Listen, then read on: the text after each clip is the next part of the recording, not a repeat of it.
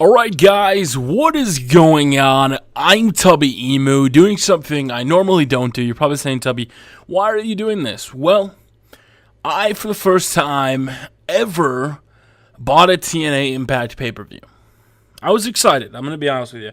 Ever since Impact went live, I have enjoyed it so far, and it, in my opinion, has kicked Raw's ass for the most part, as far as TV programming has gone. I never liked TNA being taped because you always knew it was going to happen before the show happened, and that's the same reason I don't watch SmackDown.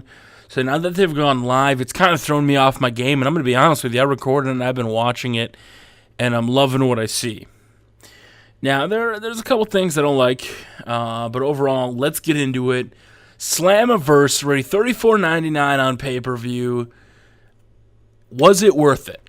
Well, we're going to talk about it. Now, the show started off with Hulk Hogan coming out. Now, I don't like the pre-show for TNA pay-per-views as much as WWE's, but that's no big deal.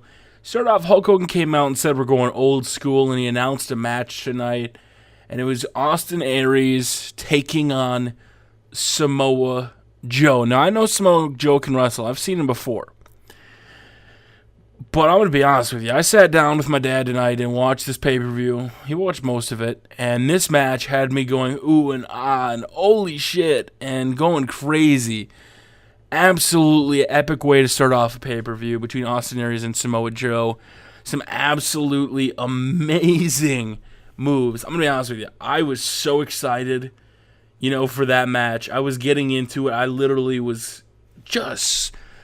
Oh my God, Austin Aries ended up beating Samoa Joe, but seeing some of the big kicks from Samoa Joe, Austin Aries putting up a thing, watching him fight is absolutely amazing. He's a great wrestler, and he'll have a bright future. I really do think he will have an awesome future in wrestling. Yard said he's probably the best fighter in TNA today, and I'd almost have to agree with that. Watching him wrestle these last couple weeks has just been absolutely amazing. Next was Hernandez versus Kid Cash. Another match I don't think I was expecting. I don't think it was on the card.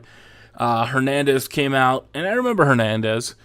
And the thing in this match that made me go, holy shit. Kid Cash was outside the ring. Hernandez goes against the back rope, hurls himself, big guy, and I know he's lost a little bit of weight, but big-ass guy, jumps over the top rope, smacks into Kid Cash. Holy shit moment. Absolutely had me going, and I loved every single minute of that match. Really good way to start off a pay-per-view.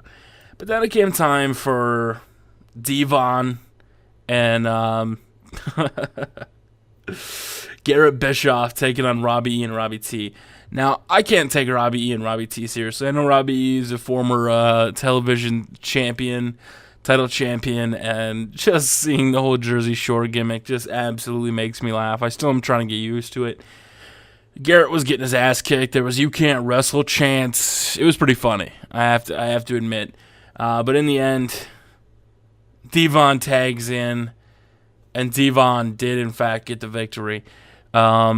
It was kind of a back and forth, and eventually Garrett takes him off the outside, Robbie T, and he was able to get the victory. So not the greatest match, but then it was time for Mr. Anderson, RVD, and Jeff Hardy. I'm going to be honest with you. I kind of marked out, not watching in a while. RVD! I was doing the fingers. I was excited for that match. It really surprised me. I thought, RVD and Jeff Hardy have kind of had their title shots as of late.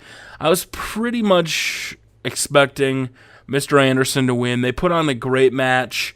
There was a lot of good spots in the match, and in fact, Mr. Anderson did win. And I thought it was a really perfect way to end the match. It came time for Crimson's undefeated streak. Now, there was a lot of Goldberg chants. A lot of people were expecting something completely different. Crimson came out. Nobody was coming. Taz and the other announcer were talking. He's like, they're going to start a count out and give him the victory. And then, very disappointing to me, James Storm's music popped. And the reason I was, pissed off was because I saw the promo, 2 weeks ago, and he was going to make his decision if he was going to come back or not. And when his music hit, I legitimately went, oh, shit, Crimson's going to lose. And a 470-day win streak is killed in less than 5 minutes. James Storm with a big super kick to the face, 1, 2, 3. I was pretty disappointed, I'm going to be honest with you. And then came time for Brooke Tessmacher and Gail Kim. And I have to be honest with you, Brooke Tessmacher is one of my favorite TNA knockouts.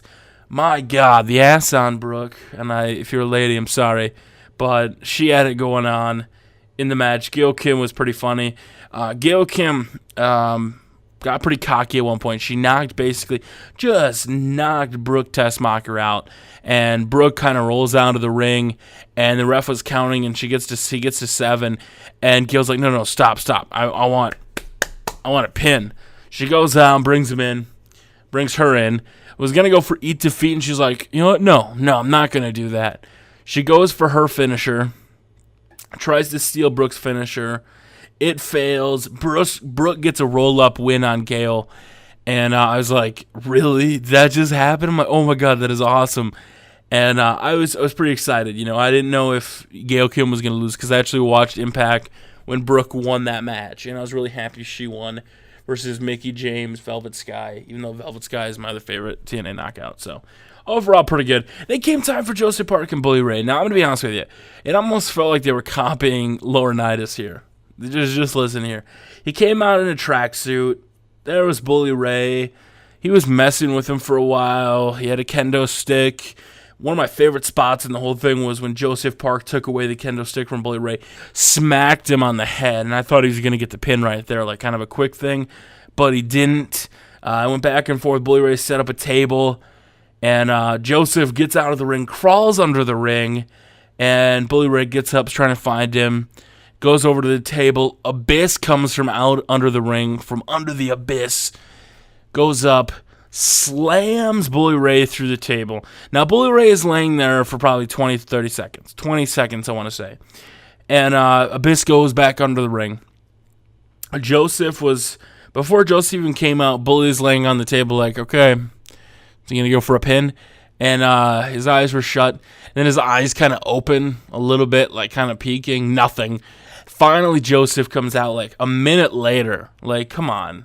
The choke slam that Abyss did wasn't even that high up. I mean, it's pretty sad. Joseph gets the pin 1, 2, 3, and I couldn't stop laughing. Like, Bully Ray must have been sitting there like, really? Really? Come on. But definitely the second match of the night, in my opinion, AJ Styles and Kurt Angle taking on Kaz and Daniels. Now, the thing that really surprised me about this one was seeing the punishment AJ was taking, first of all. They were pretty much dominating AJ. Kurt gets a tag in. They're going after each other. There was a lot of, both of them were in the ring at the same time. Kurt was laying in the ring. Kurt hit multiple suplexes. Awesome match. It really was. You guys have to watch it. But in the end, it was a really awesome, amazing way to see that match end. Kaz is on the outside. Or was it Daniels? I can't remember. And AJ Styles does a gainer. Was it a gainer? It wasn't a gainer. I can't remember what he called it. It's basically like a backflip, but he was on the inside of the ring, jumps towards him, hits a backflip, absolutely perfect. I was expecting him to botch it or something. He didn't. Hit it perfectly. He was sitting there waiting. It was Kazarian on the inside, and Kurt Angle put him in the ankle lock and locked it in. And he was struggling. Kazarian was looking like tap. And what was odd is the position that they were in, Kazarian could actually reach the ropes. Like, legitimately looked like he could reach the ropes. And he was trying to play like he couldn't, like reaching out for it. And eventually he tapped. And Kurt Angle and AJ Styles are your new TNA Tag Team Champions. I thought it was an absolutely epic match. I thought the ending was a little bit, I'm like, he could have reached it. But it was a good match. Then came time for Bobby Roode versus Sting. And this match was kind of a sleeper. Bobby Roode kept trying to run away, trying to play possum, that sort of thing. Kind of like Johnny Laurinaitis was trying to do. In the end, Sting had his, patented move on, going for that submission. Bobby Roode gets to the ropes. He tries to leave, goes up the ramp. Sting follows him, smacks him a couple times, goes in the ring to break the count. They both go back out. He throws him into the guardrail, brings him back into the ring. He goes all the way on the other side where the announcers were and hits the Stinger Splash. Goes up on the table. Sting goes to put his submission maneuver on the table, and Bobby Roode actually taps. And Sting was like, yeah, you won. And then, Brian Hebner was like, no, you didn't. You're on the outside of the ring. It's got to be in the ring. And they kind of pan over as Bobby Roode's falling off the table. There's James Storm's 6 beer bottles. And so he picks him up. He brings him into the ring. The referee was coming in. He was on the outside of the ring, as long was Sting. Bobby Roode grabs a beer bottle, goes to hit Sting on the apron. Sting catches it. Sting goes to hold it up. Brian Hebner pulls it out of his hands and goes down. So then that allows Bobby Roode to go back, get another beer bottle. Sting comes in, smashes him in the face, pinning 1, 2, 3. Brian Hebner was like, what the fuck just happened? What did you do? And after the match, Sting went crazy, started attacking him. He was cut open. Puts him through a table, over the stairs. Oh my God, it was absolutely awesome. But Bobby Roode did retain. I want to let you guys think of Slammiversary. For my first TNA pay-per-view, I loved it. It blew away my expectations. I'd give it an 8 out of 10, 9 out of 10, 9 out of 10, and 10 out of 10 for the big matches. Absolutely wonderful. The only misses for me were Devon and Garrett taking on Robbie and Robbie T. I liked Hernandez and Kid Cash. It was kind of an entertaining match. And the ending to Joseph Park and Bully Ray just had me going, what the fuck? So, my name is Tubby Emu, guys. Make sure to smash that like button. Let me know what you thought if you watched TNA. Tubby Emu out.